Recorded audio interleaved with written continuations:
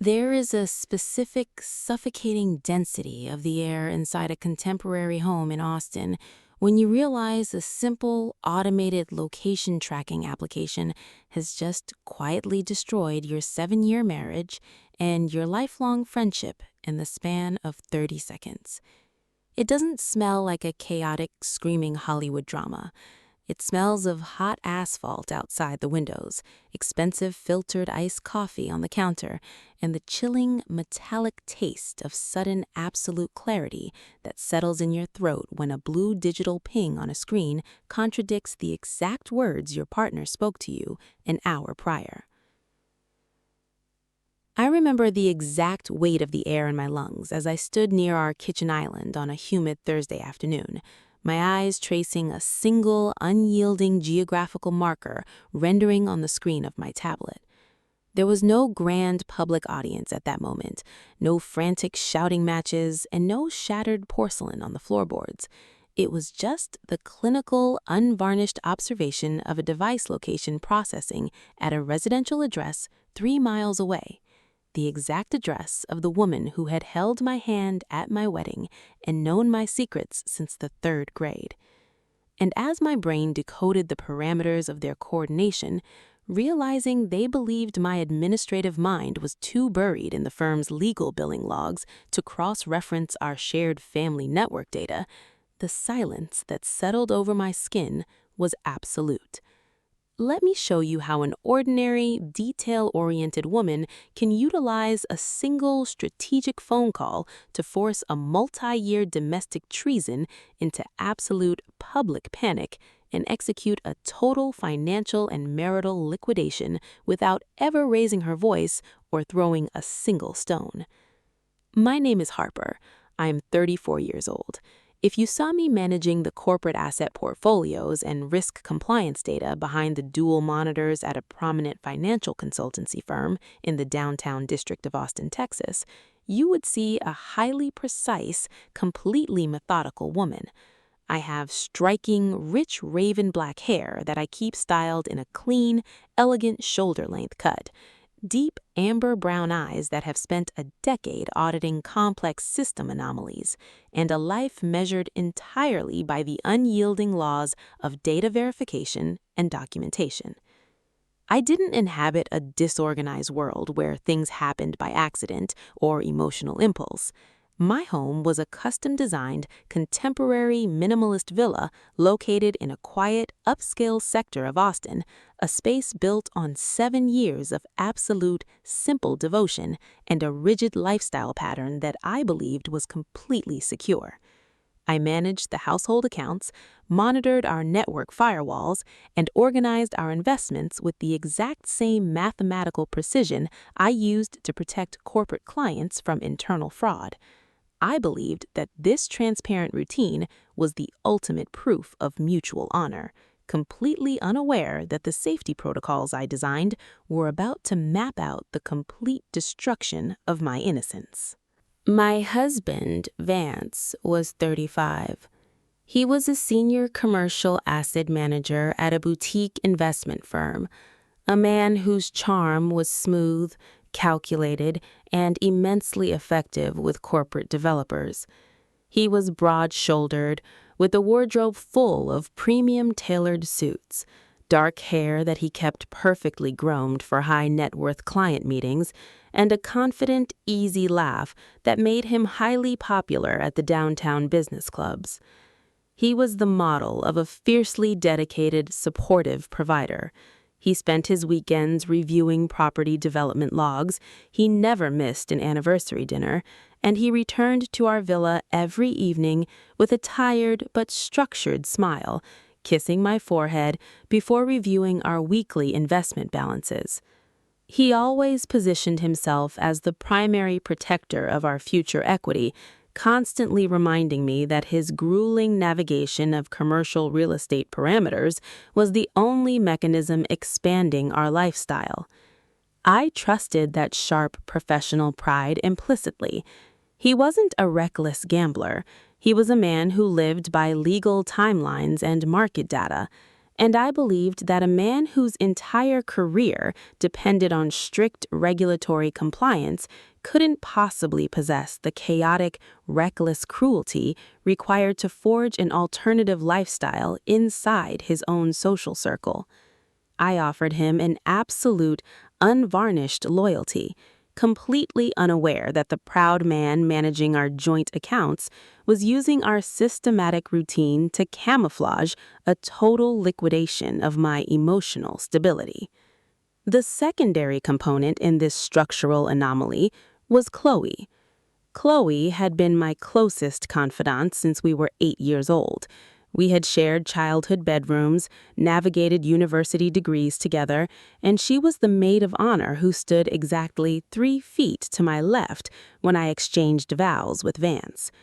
She was an independent interior designer who managed her boutique business with the superficial, chaotic charm that I had spent years stabilizing through business loans, accounting advice, and structural guidance. Because her studio was located just 3 miles from our villa, she was a constant, integrated element of our domestic perimeter. She possessed a spare key card to our home, attended our weekend dinners, and frequently joined us for corporate holiday events.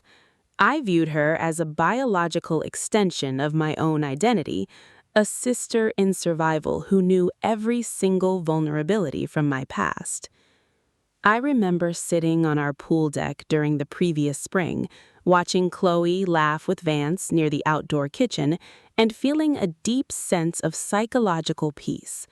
I had no idea that while she was accepting my financial consulting and utilizing my resources to balance her business sheets, she was actively utilizing my late-night audit shifts at the firm to construct a parallel, parasite relationship with my husband.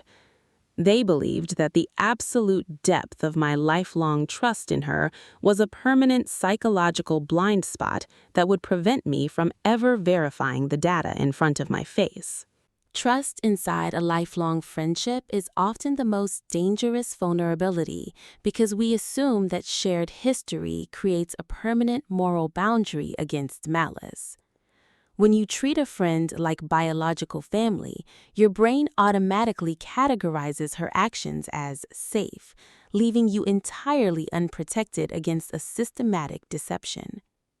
Have you ever realized that the person who knew your childhood secrets was utilizing that exact intimacy to dismantle your marriage? Tell me your experience below. The physical breakdown of their camouflage initialized at precisely 3:15 p.m. on a scorching Thursday afternoon.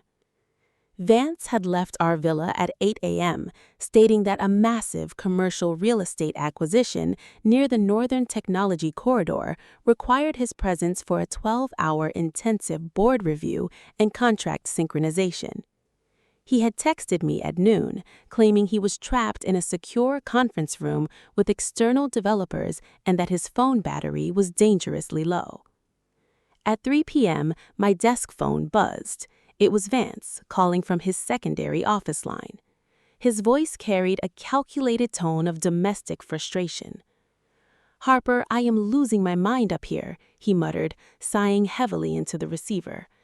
"I must have left my primary personal smartphone in the corporate lounge or dropped it between the seats of the vehicle during the morning commute. I've checked the office twice and can't find it anywhere.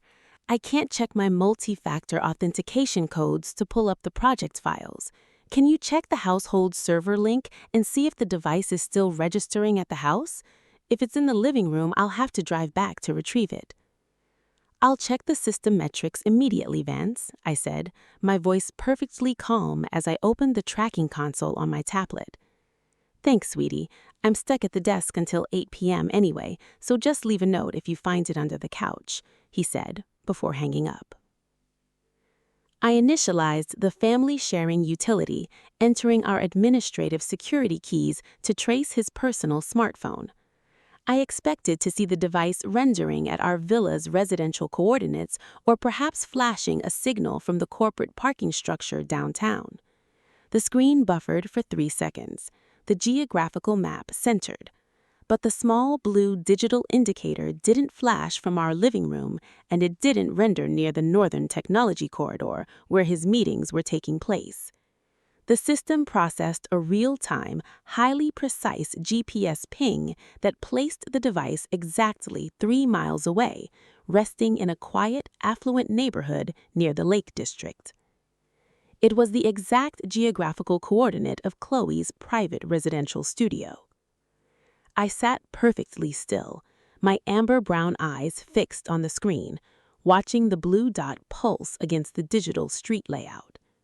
I refreshed the log 3 times, executing a system diagnosis to rule out a network delay or a cellular tower triangulation error. The signal remained absolute, showing a pinpoint accuracy within 2 meters. The device was inside her living space. A life spent auditing financial fraud teaches you that a single anomaly is never an accident.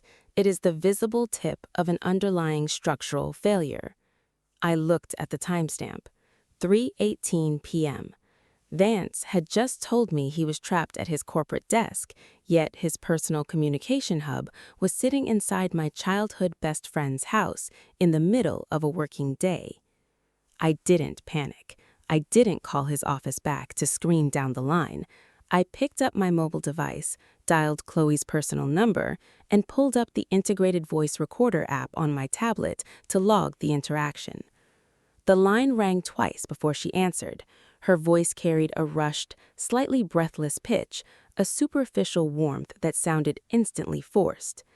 "Harper, hey, sweetie," she said, the background noise completely silent except for the faint, distinct hum of a high-end split-system air conditioner, the exact model I had helped her purchase for her master bedroom. "I'm right in the middle of drafting a client proposal for a lake house project. Is everything okay?" "Everything is completely functional, Chloe," I said, my voice dropping into a flat, mechanical deadness that carried no emotional vibration whatsoever. "Vance just called me from his corporate line. He dropped his personal smartphone between the seats of the car or left it at your place when he stopped by this morning. He needs his authentication codes for a major merger file. I'm tracking the device right now, and it's registering inside your living space. I'm leaving the firm now. I'll be at your front door in 10 minutes to retrieve it." The silence that hit the line was immediate, heavy, and suffocating. I could hear her rapid, shallow breathing through the speaker, the sound of an absolute structural panic initializing inside her chest as her brain scrambled to process the geographical trap. "Wait, Harper, no, don't drive all the way out here," she stammered, her voice cracking violently as she dropped her superficial designer poise. I mean, yes, he did stop by briefly at 9 a.m. to drop off some design contract samples for the real estate project. He must have left the phone on the kitchen counter, but I'm actually just leaving the house right now for an emergency on-site meeting at the lake. The house is locked up, and I have the keys with me. Don't come out here. I'll bring it to your villa tonight after my meeting's clear. I promise." "The lock status is irrelevant, Chloe," I replied, my amber-brown eyes staring cold at the pulsing blue dot on my monitor. "I have the spare key card to your studio in my handbag. I'll open the perimeter myself." "Harper, wait, please, just stay at the office," she pleaded, her voice rising into a terrified, breathless whisper before I calmly pressed the red button and terminated the connection. The panic in her voice was the final verification the system required. The data was complete, precise, and undeniable. They weren't processing design contracts. They were utilizing my corporate labor to conduct a multi-year domestic treason in the middle of a Thursday afternoon. A life spent auditing financial fraud teaches you that a single anomaly is never an accident. It is the visible tip of an underlying structural failure. I looked at the timestamp, 3:18 p.m. Vance had just told me he was trapped at his corporate desk, yet his personal communication hub was sitting inside my childhood best friend's house in the middle of a working day. I didn't panic. I didn't call his office back to scream down the line. I picked up my mobile device, dialed Chloe's personal number, and pulled up the integrated voice recorder app on my tablet to log the interaction. The line rang twice before she answered. Her voice carried a rushed, slightly breathless pitch, a superficial warmth that sounded instantly forced. "Harper, hey, sweetie," she said, the background noise completely silent except for the faint, distinct hum of a high-end split-system air conditioner, the exact model I had helped her purchase for her master bedroom. "I'm right in the middle of drafting a client proposal for a lake house project. Is everything okay?" "Everything is completely functional, Chloe," I said, my voice dropping into a flat, mechanical deadness that carried no emotional vibration whatsoever. Vance just called me from his corporate line. He dropped his personal smartphone between the seats of the car or left it at your place when he stopped by this morning. He needs his authentication codes for a major merger file. I'm tracking the device right now, and it's registering inside your living space. I'm leaving the firm now. I'll be at your front door in 10 minutes to retrieve it." The silence that hit the line was immediate, heavy, and suffocating. I could hear her rapid, shallow breathing through the speaker, the sound of an absolute structural panic initializing inside her chest as her brain scrambled to process the geographical trap. "Wait, Harper, no, don't drive all the way out here," she stammered, her voice cracking violently as she dropped her superficial designer poise. I mean, yes, he did stop by briefly at 9 a.m. to drop off some design contract samples for the real estate project. He must have left the phone on the kitchen counter, but I'm actually just leaving the house right now for an emergency on-site meeting at the lake. The house is locked up and I have the keys with me. Don't come out here. I'll bring it to your villa tonight after my meeting's clear. I promise." "The lock status is irrelevant, Chloe," I replied, my amber-brown eyes staring cold at the pulsing blue dot on my monitor. "I have the spare keycard to your studio in my handbag. I'll open the perimeter myself." "Harper, wait, please, just stay at the office," she pleaded, her voice rising into a terrified, breathless whisper before I calmly pressed the red button and terminated the connection. The panic in her voice was the final verification the system required. The data was complete, precise, and undeniable. They weren't processing design contracts. They were utilizing my corporate labor to conduct a multi-year domestic treason in the middle of a Thursday afternoon. I stood up from my executive desk, closed my tablet, and walked out of the consulting firm. I didn't drive to Chloe's house in a manic rage to catch them in a pathetic physical encounter. I knew exactly what would happen the moment I hung up that phone. Vance would scramble out of her bed, grab his device, throw his tailored suit back on, and sprint to his car to race back to his office before I could arrive, inventing a desperate lie about how he had suddenly remembered leaving the phone in his vehicle all along. I wasn't going to participate in their chaotic theater. I drove straight to our contemporary villa, unlocked the front door, sat down at our quartz kitchen island, and initiated a total forensic liquidation of our entire shared existence. By midnight, the internal home server revealed the full operational depth of their treason. Bypassing the primary residential firewalls, I audited Vance's secondary cloud storage, a folder he believed was hidden beneath an encryption protocol used for his international asset acquisitions. I recovered the historical location data strings from his vehicle's automated navigation system, matched with the specific dates of every single corporate holiday and family function over the past 24 months. The text threads recovered from the synchronized backup drive filled my monitors with a terrifying, unvarnished clarity. Vance, May 14. Harper is currently coordinating the quarterly asset audit with the lawyers in the main study. She won't look up from her folders for 3 hours. The studio near the lake is unkeyed. Meet me there after her shift initializes. Her absolute trust in our routine makes her completely blind to what happens 3 miles away. Chloe, May 14. I'm already at the studio, Vance. I told her I was fixing the digital layout for the design company's winter ad.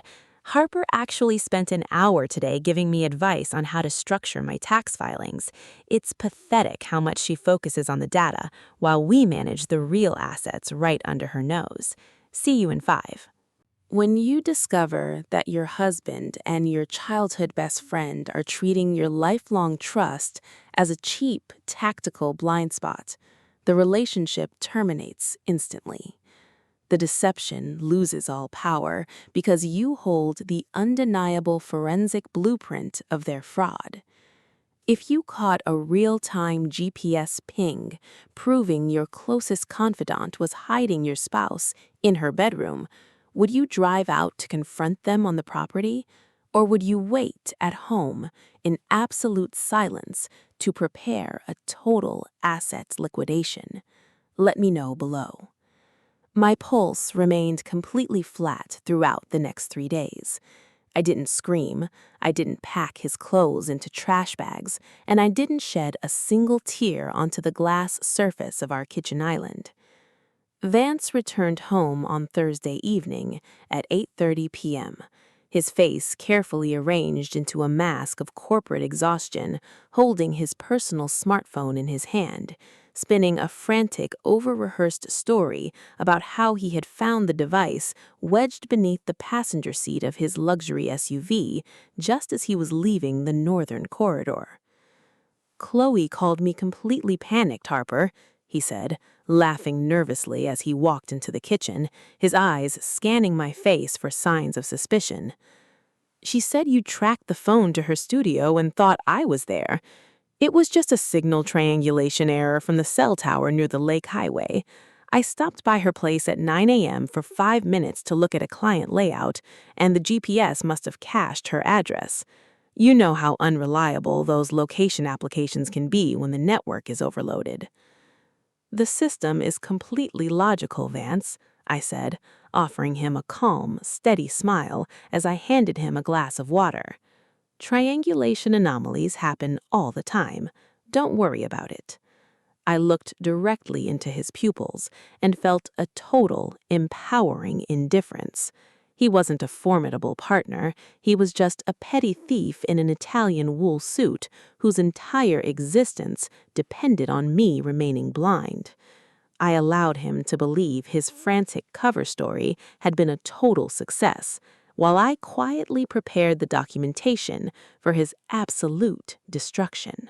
I spent the weekend executing an aggressive, silent financial asset installation.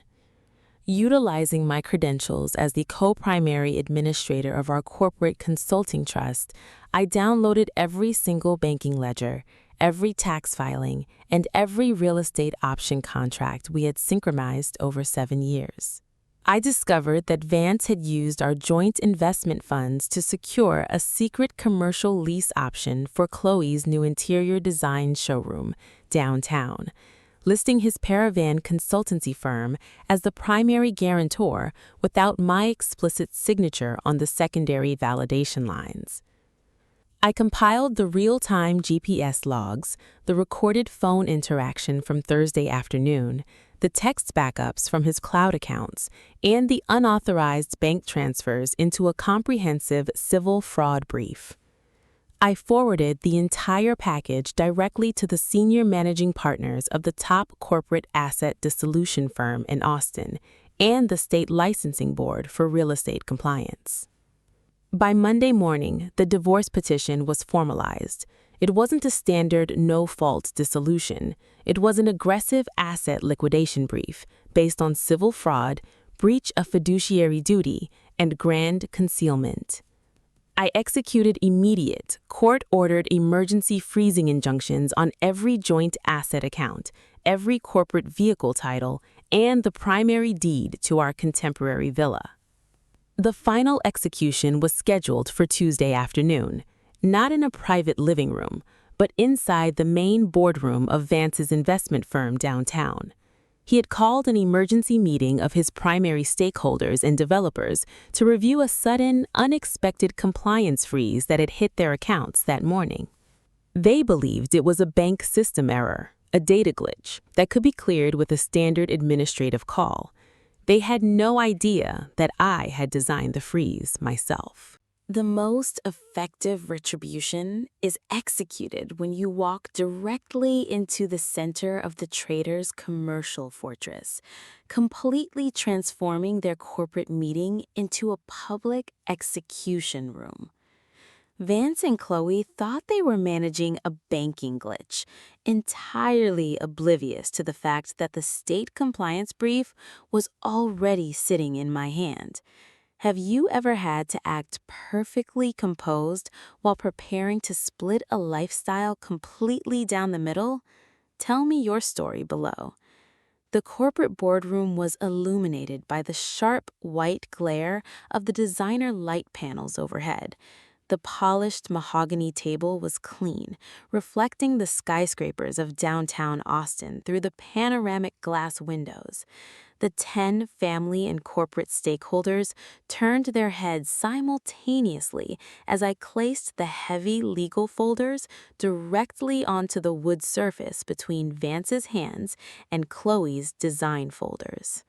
I wasn't wearing my casual home clothes or my faded work-from-home sweaters. I walked through the executive doors wearing an incredibly attractive, stylish, form-fitting emerald green ribbed knit sundress with a clean, elegant neckline that caught the ambient light beautifully. It was a gorgeous, sophisticated dress meant for a high-end social setting, making me look radiant, confident, and completely independent. My raven black hair fell in soft, natural waves down my shoulders, and my amber brown eyes held a terrifying, razor-sharp clarity. My lips were painted a deep, commanding, dark crimson. The anxious murmurs near the conference table instantly died as the partners turned to stare at the intense emerald green sundress cutting through the dark mahogany space. Vance's smooth, professional smile completely vanished. His knuckles turned white against his leather folder, a sudden primal terror flashing across his face as he saw me walking slowly toward the head of the table, holding a stack of certified legal briefs in my hand. "Harper, what is the meaning of this dress?" Vance asked, his voice cracking slightly as he attempted to maintain his dominant executive tone. "This is a private corporate board meeting regarding a bank freeze. You don't have authorization to disrupt this session." "I am the sole authorization remaining on this account, Vance," I said, my voice perfectly flat, carrying a cold, resonant echo that completely killed the ambient hum of the building's climate control. "I'm here to deliver the final quarterly performance audit on this partnership. Chloe, your design contracts with this firm have just been permanently liquidated." Chloe stood up from her leather chair, her face turning an absolute chalky white as she recognized the raw printouts of her own text messages extending from the open folder. She tried to step toward the exit doors, but her hands were trembling so violently she dropped her tablet, the screen shattering against the polished floorboards like an open fracture. "Harper, please, this is a private matter. We can talk about this at the villa," Vance's father stammered, his voice shaking with panic as he read the words civil fraud and asset forgery on the front page of the legal brief. "You're going to destroy his career name across the entire city."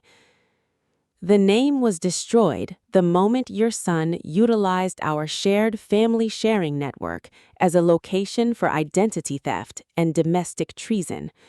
You spent 2 years laughing at my data checks while executing your operations 3 miles away. The system has just output your reality." The boardroom turned into a freezing, breathless vacuum. Vance's mother began to weep openly into her hands, her proud facade completely shattered by the realization that her son's lifestyle was now split completely down the center, and his name was a toxic liability across the entire Texas real estate network. They were forced to leave the executive floor under the silent, unblinking surveillance of the security team, their high-end lifestyle completely transformed into a pathetic public removal in front of their own business partners. I stood near the panoramic glass window, holding my secure drive, my emerald green dress glowing against the clear light of the Austin skyline. I didn't shout. I didn't offer them a single syllable of human validation, and I didn't shed a single tear for their broken status. I simply watched the system execute its natural parameters. 3 years have passed since that humid Thursday afternoon when the location application blinked on my monitor. The seasons returned to the capital, but the layout of my world has been completely reorganized. I didn't stay in Austin to listen to their mutual excuses or navigate the wreckage of a broken social circle. I utilized the absolute clarity of the financial fraud logs and the divorce settlement to permanently relocate my consulting operations to another state, ensuring that no member of my past could ever breach my professional perimeter again. The divorce was finalized with total asset retention under my name. Vance's real estate credentials were permanently revoked by the state board due to the trust forgery logs exposed during the audit. Chloe and Vance tried to maintain their local design supplier business after the scandal, but a partnership built on the theft of a lifelong friend cannot survive the cold reality of a public blacklisting. According to rare letters from distant corporate contacts, their life is a constant, suffocating prison of mutual paranoia. Vance was terminated from every major development project in the county, and he currently works an entry-level position at a local structural storage yard. Chloe lives in a cramped rental near the state line, her social circle permanently destroyed by the lineage blacklisting. I kept my position, my firm capital, and my absolute independence. I was promoted to the managing vice president of our firm's International Forensic Compliance Division, using my expanded resources to establish a private network that helps women secure their personal titles and corporate assets during high-conflict marital dissolutions. I became the sole architect of my own security.